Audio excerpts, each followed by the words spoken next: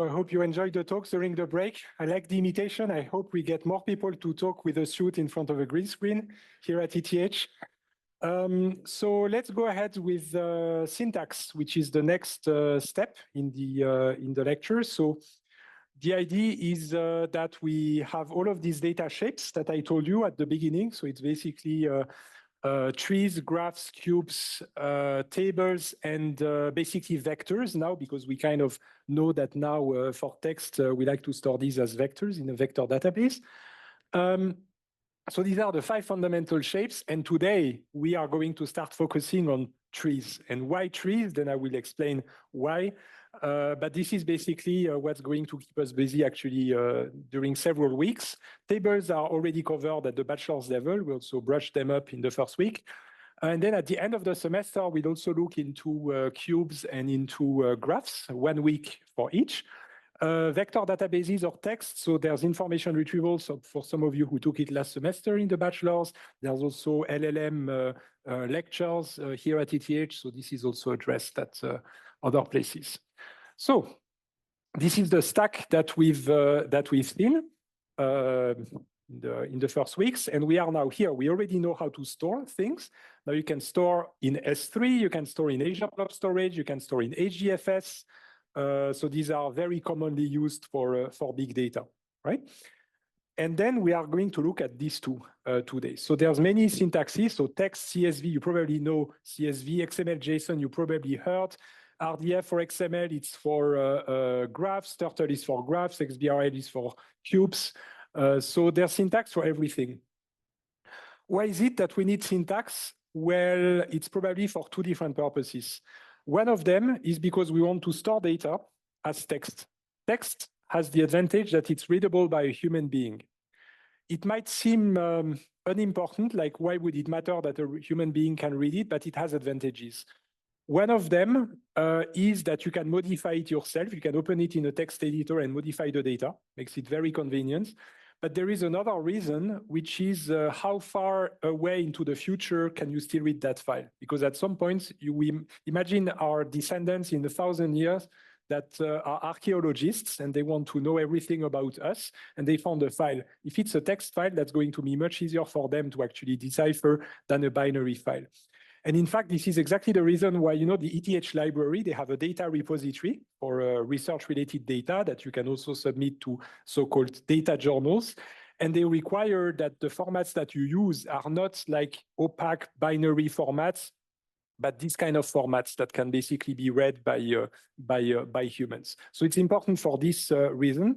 Another reason is that you want to ship them over the network via some protocols. And that's related to REST. So XML was very common back then. JSON is becoming a bit more dominant now compared to XML. But these are basically things that can be sent over the network, and again, in a way that also humans can understand them. I'm not saying that this is the only thing out there. In fact, there's also binary formats that can be useful. I will also explain to you how we can turn these into binary formats. They will be more efficient because they're smaller, so it's actually much quicker to read. But in the very long term, we actually like to store data sets in that kind of textual format for these reasons. For whom does that make sense? All right, perfect. So today I'll focus on XML and JSON. I just say a few words on CSV. But first, since we want to store a text file, I still have to quickly talk about the discrepancy between the fact that in HDFS or S3, I said that the files and the objects, they are bits, right? It's just zeros and ones. So if you want to store text, you need an agreement. You need to agree on how you store the letters on top of the bits, right? How do you convert the characters to zeros and ones? This is called an encoding, right? So I'm going to go quickly over that, but to make sure that everybody knows the most important aspects. Probably for many of you, that's already clear. There's different encodings. There's not only one. The oldest one coming from the US is the ASCII encoding. It only had 128 characters, basically based on the English alphabet. It had the advantage, the English alphabet, of having a 2-digit number of letters. So that makes it much easier than other languages that might have thousands of them. So this is why it's actually so small. But then, of course, we needed to cover all other languages. So there's a lot of ISO extensions. Latin 1 is one of them for Western Europe, but there's many, many others that were invented. But of course, they encode in different ways because the alphabets might have different letters. So this is the reason why later we changed the approach, and instead of designing competing encoding, we tried to have a unique encoding for once and for all, but that is based on a huge catalog of all the digits, all the characters that you can have, like millions of possible characters. And UTF-8 is in fact an elastic way of encoding these codes. It's called Unicode. So Unicode is a huge catalog of characters. By the way, right now, they still continue to invent new ones. I think it's mostly emojis. So every couple of years, they just add new emojis to the catalog because we did a good job already for the alphabets. Okay, and then UTF-16, that's just an alternative encoding, but it's still the same code points. It's still the Unicode catalog. So this is more of a historical value here. That's basically the ASCII encoding, where you see on the right all the characters, and then you see on the left how they map to zeros and ones, right? So you have here what are called the control characters, like line feed, carriage return, and so on. And here you have the actual characters. Then today you shouldn't be using that at all anymore. This is over. You really have, whenever you write a new software, you really have to make it international from the very beginning. So you should use something like UTF-8 in a way that is forward compatible. You also need to make sure that it can be swapped, you know, like Arabic goes right to left and so on. So have all of that in mind when you create a startup and you might grow later. So basically, I said it's elastic. And the reason why it's elastic is that depending on where the code point, so the code point is just the number in the catalog. Every letter has a number. If that number is at most 7 bits, then you just encode it on 8 bits. If it's less, at most, I should have said at most 11 bits, you encode it on 2 bytes, so 16 bits. If it's less, at most 16 bits, then you encode it on 3 packets. And you see that the bits marked in red, they are basically called the continuation flags. So this is the 10 means that it's just not the first, it's a continuation of a previous encoding. And here, these indicates the 110 means there's 2 packets, 1110 means there's 3 packets, and just a 0 means it's the only packet, right? So basically, this is called UTF-8. UTF-16 is the same thing, except that the minimum length of a letter is 16 bits. But really, if you write new software now, already use that encoding from the very beginning. It simplify really a lot of things to avoid painful migrations at later points. Okay, that's pretty much all I wanted to say about this. So now we know how to encode the data, the text into the bits. So now we need to know how we put the data into text, right? So one level higher. So before we study XML and JSON, I need to explain to you why XML and JSON and how they relate to CSV. So you might know CSV, right? Who knows CSV? All right, I assume all of you. Comma-separated values. You probably saw it on websites like, I don't know, the Federal Statistics Office, where you can download data. You typically have the choice between CSV, XML, JSON, and other formats. So CSV just works as one record per line. The first line, optional, can have headers. And then you separate the values with commas. And in fact, if you look at that CSV file, your brain, if it's used to it, should automatically see this, right? Who is already like this? Like if you look at this, you already see a table, right? Some of you. I would like for it to be the same thing with XML and JSON. That if you look at XML or JSON, you see the tree. This is my goal, right? But basically, this is just a logical level visual, and this is the way it's encoded in CSV. Now, it seems simple. It's actually not. And in fact, it becomes very complex very rapidly. Because first, how do you handle spaces or commas? If there's a comma inside one of the values, then you use quotes. But then how do you encode quotes? Then you double the quotes. And the problem is that not everybody does it in the same way. There's an RFC and so on, but as soon as you want to read CSV, and I'm sure anybody who does machine learning and try to import a CSV file into a machine learning system has to go through the agony of setting up all the options, like what is my separator, what is the encoding for the quote, and you probably need half a day for doing that because you know all of the, who went through that already? Okay, so you know what I'm talking about. So the good news is that XML is not like that. For XML, there's only one way and that's it. Makes it much easier. For JSON, it's kind of like XML, but with a few small options, okay? But that's all I wanted to say about CSV here is basically don't underestimate how complex it can get. I think it's probably due for the fact that it wasn't standardized early enough. If there had been at some point a single standard and then everybody would follow it, would have made things simpler. But now we are in front of a fait accompli. That's already the case, that there's competing flavors of CSV and we just have to live with that. Okay, so you might remember that in the first week, I scared everybody with normal forms. Some of you saw it in your bachelor's, the others were like, what is a normal form and why is it so scary? The Boyce Code normal form is probably the simplest one to teach, but really the idea of normal forms is that instead of having a big table that has everything, you try to nicely separate your tables where every table does one thing at a time. One table for the customers, one table for the products, one table for the orders, and so on. And if you have nicely separated it into tables, that's called normalized, and it's in normal form. Of course, it's more formal than that. There's actually mathematical ways to define it, but that's just the intuition here.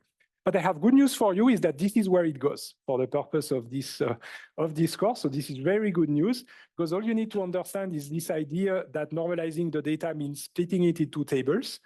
Denormalizing the data is the reverse. You join back the tables into a larger tables, and that's exactly what we are going to be doing. So typically a data set will not be over multiple tables. We just merge them into just one, okay? But when you do that, what's going to happen is that not only will you get a big table, but you might even get a big table that is not even a table because there might be a table in a table in the table. This is when we get trees. And I'm going to give you the intuition of that in this lecture. Why do we do that? Why is it that we send normal forms into the trash can?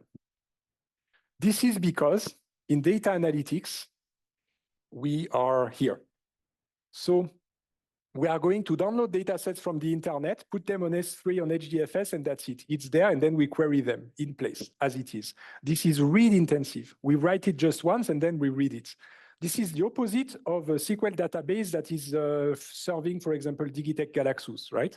Then it's write intensive, keeps being modified. Then you want normalization, so you want a SQL database with plenty of tables because of the data anomalies. But not so in big data. In big data on HDFS or S3, you highly denormalize the data because you will see it's much more efficient to actually read through that because you don't care about anomalies because you just write it once. So you don't care about modifying it because you will not modify it. And you don't have to join. So this is great news because joins actually are more expensive than they seem. So it looks linear. So you might know that an equi-join, so a join based on an equality predicate, can actually be implemented in a linear way. So it sounds like, okay, what's the big deal? But in practice, that's not like this, doesn't feel like this. There's a constant factor. Also, there's joins that are not equi-joins and so on. So basically, if you denormalize the data, you don't have to join anything because there's only one big table and that's it, right? So no join. So this is really, that belongs together. Try to take a snapshot of this because there's really a correlation between these properties, right? And right now we are here, we read a lot, we denormalize the data, and we don't want to have to join it. So concretely, this is an example of, for example, something that could be a simple Digitech Galaxus, right? Where you have the data nicely separated like this. What if we want to denormalize it? Then this is what we get, right? When we denormalize, we just merge it into a single table. You might remember that in a table like this, once we have denormalized, we basically have every record is called a tuple. There's many names, right? Tuple, row, records, and so on. But this is basically a mathematical partial function that maps the attributes, some attributes to the values. Who is with me on that? Okay, this is the what marking green here, phone 800 John 1, that's actually, you see, it's a function from the purple to the green. So product is mapped to phone, price is mapped to 800, customer is mapped to John, and quantity is mapped to 1, and the same would be for every one of the other records. Who is with me now? Okay, now I'm going to press and slightly change the way we write it. You know what this is called? JSON. And in fact, that's the same thing. JSON is literally your partial function. You basically, an object is doing exactly that. It maps an attribute to a value, and we call the attributes keys in JSON. Okay, so this is the idea. This is what we will focus on today, because it means you can have syntax that actually is text for each one of the tuples in there. Okay. So now you can do it for every one of the records, and this is something that people typically do. This is called JSON lines, because now you have multiple objects, one per line, and every one of these records here, this one is here, this one is here, this one is here, and this is a data set that you can put on S3 or HDFS. This is the JSON lines file. Who is with me? Okay, very good. So I told you we are going to break a lot of rules in this course, and indeed, we are going to leave the beautiful world of highly normalized data with SQL. We are going to break relational integrity, break domain integrity, and break atomic integrity. This is the beautiful world of NoSQL, which means not only SQL, and it's not just about NoSQL. Okay. So as a reminder, the first normal form was about not having a table in a table in a table in a table. But since we're going to break this, we are actually going to have a table in a table in a table. So that goes down the bin. So it means that this we will very happily support today with JSON and XML, as we will see.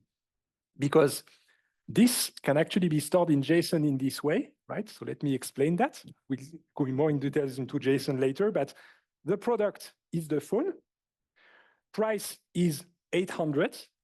And then you have orders, but order is actually a complex thing. This is why it's not the first normal form anymore. This is a table in a table. And to implement that table, we use an array, which is a list, with 3 objects, like these 3. Customer John, quantity 1, and so on and so on. For whom does that make sense? Right? And we could not do this with CSV. CSV is not capable of that. CSV can only do it flat, right? So CSV requires the first normal form, but now we've discovered that JSON doesn't require the first normal form. So it means that denormalized data goes very well hand in hand with JSON and XML. This is the intuition that I want to give to you, and this is why they are very important. And that's the reason why many data sets today are looking just like this, okay? But what's even more exciting is that you can even have, let's break rules here. Let's imagine that that's not even a table because there's a missing value here, and here it's not even respecting the domain integrity, right? So it's whatever, I just put a whatever in there. So basically here, that means you just drop it because JSON allows that. And here you just put a string instead of a number, and that's totally fine, right? So this is why we can break all the rules using JSON. So what's going on here? This, yeah. We have tables and tables, and we define the type of the column. There I saw it's written text. So do we assume them as string? Yes, absolutely. So text is the name for string in SQL. Text would be the name of the data type in some system. Tables in a cell, still the type should be string. Oh, no, yeah. That's a mistake. Yeah, you're correct. Maybe I should fix the slide. So what you mean is here, right? Yeah, you're absolutely right. I should actually change that to say table, for example, here. Absolutely. Or whatever, I could also put here. Additionally, would you be able to use compression within a large database? Yes, you can, but that's a physical feature. So basically, from a logical perspective, you don't see the compression, but the way you implement the table, you could compress the data, for example, with dictionary encoding and so on, right? But really, it's data independence here at play. The data independence principle tells you that any compression should be done physically in a way that the user doesn't see. The user will notice that it's faster, but that's all they will notice. Yep. Is there an advantage in violating domain integrity, or is it just something that happens? It's just something that happens. Let me tell you how it happens. Data sets, they can come from many places. One of the places that they can come from is from logs. You basically have a piece of software in a company that just keeps writing a log, and it does it for 1 year, for 2 years, for 5 years, for 10 years, for 20 years. But what happens is that the version of the software is going to change. And when you change the version of the software, you might modify the way that you actually write the log. So maybe a field is going to be modified, something that used to be an integer will not now be a string, and so on and so on. And what happens is that the past data, you're not modifying it. So it's as it is, but one day to the next, new release, suddenly the new records will have a different schema. That's how it happens, heterogeneity. So it's really something that happens to us because of the real world. And if you want to be able to query that data in HDFS or S3, you have to design your architecture in the way that it's accepting this heterogeneity. Right? Does it make sense? Yeah. So now this type of data has the issue that to use it, basically, we need to realize that one string is actually the number, right? Exactly. So basically, then you push the burden to the user. It's whoever needs to query this who will basically need to deal with figuring out what is what, right? So it has advantages and it also has the drawbacks, right? But this is something I will address a lot, especially when we look at query languages, right? Thank you. Okay. No more questions? Zoom? Okay. All right. So now, if I summarize the sort of things that can happen when you denormalize the data, is that you can have extra values, you can have missing values, you can have invalid values. So this is the string, you know, instead of an integer. It can be nested. You can have nested values. So basically, you're going from something that is flat and homogeneous, that is basically relational tables, highly normalized. And instead of being flat and homogeneous, you are nested and heterogeneous. This is SQL, this is NoSQL. Okay, so this is the idea. And in fact, XML and JSON basically address this. This would be more like CSV on the left. So we are going from these flat, homogeneous collections of flat items in relational data to heterogeneous collections of arborescent items. Arborescent is just a fancy term for tree items, nested item. So you can see here that here, this is breaking many, many rules, this thing here, but it's no problem at all to represent in JSON, as you can see here. That is called semi-structured data as opposed to structured data for relational tables. Semi-structured, this is really XML, JSON, that kind of data. So this is the intuition that I wanted to give you. So we really have 3 levels here. Highly structured, that would be tables and cubes. Semi-structures, that would be trees. Maybe you can also put graphs in there a bit later. And then unstructured data that you need to find other representations of. And again, I said vectors or vector databases are one of the ways. What's very important about this kind of syntaxes has to do with standardization. The reason why XML and JSON are actually so important to know is not that everybody would love them. I mean, you will find a lot of criticism on XML. If you, maybe some of you might have some negative feeling about XML. Maybe because it's older, but the idea is that it's a standard. What does it mean that something is a standard? It means that you will find on the internet 1,000 different libraries that are able to parse and write XML. You will find thousands of APIs and software, pieces of software that can read and parse JSON. This is why it matters to have a standard. And then you can ship them to other people who can open them with a different library that is also going to be able to read it. This is why having a standard is so important. When people try to deviate from these standards, people try it with XML to fix it or to figure out some other ways. It doesn't succeed if you don't manage to get everybody on board. So this is really why standardization matters so much. So XML is a W3C standard. JSON is an ECMA standard, the same body as JavaScript. W3C you might know from HTML, HTTP. So this one was created by Tim Berners-Lee when the web was created in the early days. What can I say about standards? So standards take time. So typically when you have a standard, you have plenty of companies that send some of their people to these working groups, and they meet every week for years, and they try to get to an agreement. The agreement will be a compromise. It's not going to be perfect or as perfect as maybe technical purists might wish for. It's a political compromise. You get companies to agree, but then there is an added value at the end to have these agreements, because then everybody can implement it, and then it makes it easier to be interoperable between the systems. Okay. There's a saying that I used to be in a working group at W3C for xQuery, and we love to make the joke that if you have 20 experts in the working group, you have 21 opinions because of all the discussions that take place for a long time. All right. So having said that, the benefit of having a standard and how it's not necessarily a good idea to try to change the standards.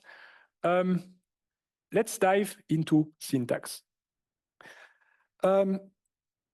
There's two adjectives that we are going to use a lot in this course. The first adjective is well-formed. The second adjective is valid. One very important message that I have for you is to not confuse the two. Today, I will only talk about well-formedness. Validity, I'll address in 2 weeks. So well-formedness is a yes-no question. I give you a document that is just text, something you downloaded from the web. You try to open it with your JSON library or your XML library. The parser is either going to succeed or fail. If it succeeds, then it's well-formed, that's a yes. If it fails, there's going to be an error, then it's all not well-formed. Hopefully, the error should tell you why it's not well-formed, right? But it's a yes-no question. Such a yes-no question you might know in computer science as the definition of a language in the theoretical computer science, right? You can accept or reject a word as belonging or not to a language. Who heard of, I don't know, regular expressions, context-free grammars, deterministic automata? That's exactly what this is about, right? You can have all kinds of levels on the way to define a language. XML and JSON are obviously not, it's not possible to give just a regular expression. For them, it's much more complex than that. There's the level at which you are is higher than that. But this is really the idea that there is an XML language and a JSON language, and a document is either well-formed XML or not well-formed XML, or it's well-formed JSON or not well-formed JSON. So again, I insist, do not call it valid. Do not use the adjective valid for that, because valid means something else that we'll see in 2 weeks. So well-formed XML, well-formed JSON. Okay. That's also a message for the TAs who listen to me when you design the exam question. I mean, I check these things, but also make sure to say well-formed and not valid for that purpose. All right.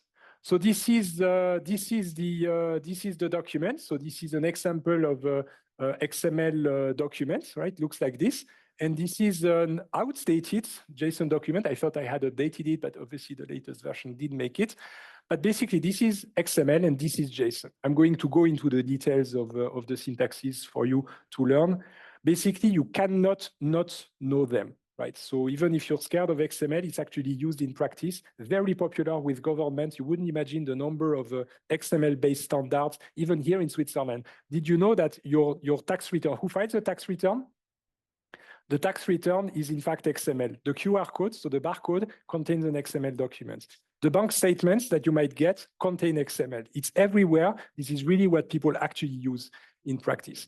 JSON is also taking over, but again, XML is more mature in terms of ecosystem, and it's the enterprises and the governments rely a lot on that. Okay, so let's start with JSON because it's easier. So JSON syntactically is made of exactly 6 building blocks, 6 syntactic building blocks: strings, numbers, nulls, booleans, objects, and arrays. I'm just going to drive you through them. Should be very easy, you're computer scientists, right? So the strings, that might not be surprising, it's actually double quoted. You can escape special characters with a backslash, right? As is very common in many languages. \n is a new line, and you can encode special characters. Remember Unicode, UTF-8 and so on, this catalog, Well, if you know the integer that corresponds to the character that you want to have, and you can convert it to base 16, right, in hexadecimal form, then you can just put \u followed by the code in base 16 of the character, right? And that's how you escape a Unicode character. All right, so JSON means JavaScript object notation. It originally comes from JavaScript, right? But now it has nothing to do with JavaScript anymore. It really has a life of its own, okay? Okay, so that's a string. Shouldn't be very surprising to US computer scientists or data scientists. Then we have numbers. Notice that they don't have quotes. They just have a life of their own. That also shouldn't surprise you. Now, what can we have in terms of the numbers? I'm talking about syntax here. This is not the same as the mathematical value. The syntax means the set of characters that represent that number. This is called a literal or a lexical value, what you see here. This is not pi. This is the sequence 3.1415. This is minus 1.2345e plus 5. That's a lexical value. It's a literal, because we're talking about the syntax. You can parse it and turn it into a number, but here I'm interested about the syntax. So you can basically have digits in base 10, then you have a dot in the middle. You can also have without dot is fine. And then you're allowed to have powers of 10. That's the scientific notation, right? That's basically also called floating points, but that basically moves the point. So this means times 10 to the power of 5, right? So this is all fine in JSON. These are called numbers. There is no, it's syntax. There is no distinction between int, short, long, decimal, float, double. That doesn't even exist. It's just a lexical representation of numbers, and that's it. Who is with me? All right, very good. Then there's Booleans, true, false without quotes. I don't think I need to say anything more about that. Okay. Then there's null. Null is just also, you know it from many programming languages. It's a special value. What I just need to tell you is that you can interpret null in different ways. You can interpret that as a value you don't know, as the absence of value. Then depending on the software that you use, some software is going to consider that null is the same as if the key wasn't there. So if you have foo : null, then it's the same as if foo wasn't there. Some other pieces of software make the difference, right? So this is why JSON makes the difference. It gives you the power of distinguishing between the two. So you can have a null value in your JSON document. And again, this is just syntax. It's just null that represents a null. It's up to you what you want it to mean, right? But it's part of the syntax. These four are called atomic, right? These are atomic values. There's no nestedness in there. But I told you we denormalize the data, so we need nestedness, which is why the last two atomic building blocks allow the nesting. So the first one is array, which is on the very high level, right, in terms of abstract data type. This is a list. It's just a list. So it means that it has an order. There is a first member, a second member, a third member, a fourth member. So there is an order. The order is important. The syntax is again taken common to many programming languages, but this is with this square bracket that you designate the array, and you separate the values with commas. Now, what are the values? Any one of the six. So here I put a number, I put a Boolean, I put a string, I put an object. Let's show them on the next slide, and I put a null. Notice the heterogeneity, because they are not all of the same type in here. I can put whatever I want in any order, can be absolutely heterogeneous, no problem at all. So that's the array. Next, I have objects. An object, the abstract data type is, you know what it's called? Starts with an M, anybody? Map, yes, exactly, that is a map. So we have lists and we have maps. They're just called arrays and objects, but from an abstract perspective, it's a list and a map. So the keys have to be strings, quoted strings. You're obligated to have that.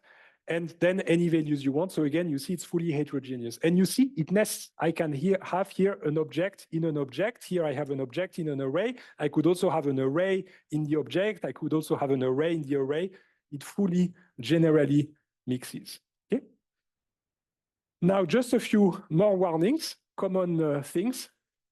The keys in the objects must be quoted strings. Really, they must be quoted strings. You cannot have an array like that, like this is marked here as a mistake. That is not allowed. cannot have anything else than a string, and you have to quote them. You really have to quote them. Now, this is what I meant with JSON is not as strict as XML. Some JSON libraries will tolerate unquoted keys. So this is something you will see. The recommendation in these cases is to be very strict when you write and lenient when you read. This is kind of the way to go.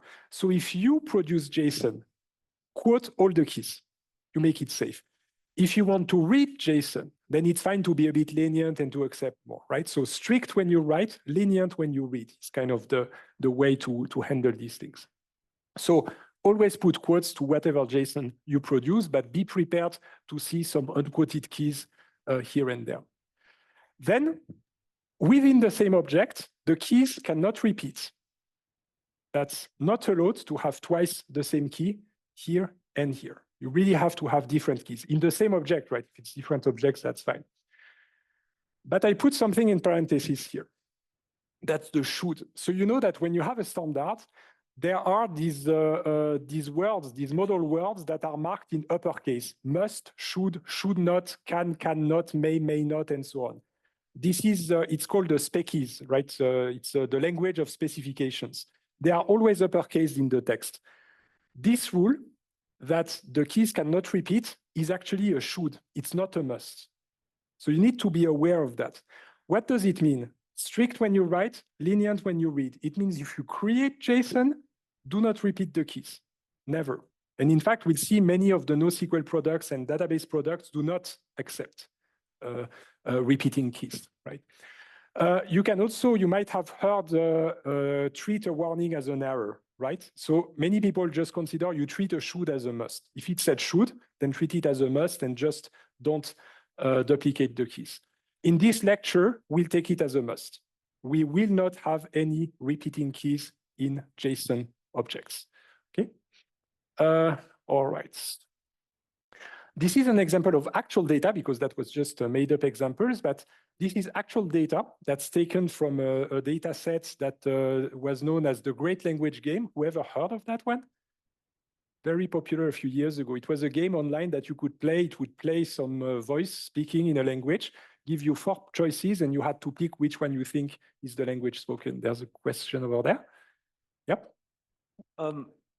In principle, could we use multiple key assignments to represent like a conflict between the data, like 2 nodes updated the table at the same time, or like their vector clocks can't be resolved immediately, and then like the next time you update, you have a more recent vector clock and you can just pick that one?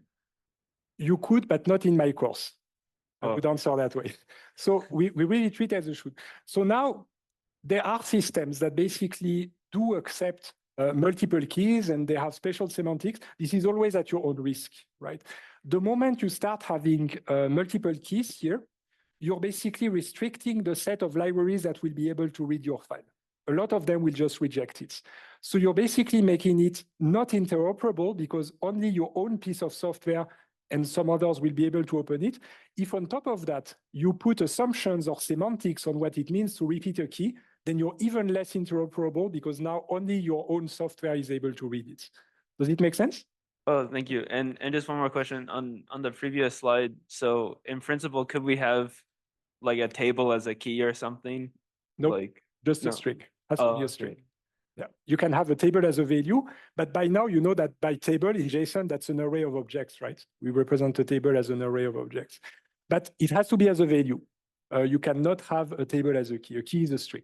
So those are the key rules about the types of the keys are hard rules, whereas It's a hard rule, it's a string. the repeating one is like just good practices versus. I think it wouldn't even allow you. So the JSON standard requires the quotes. Historically, some of the parsers accept and add the quotes automatically.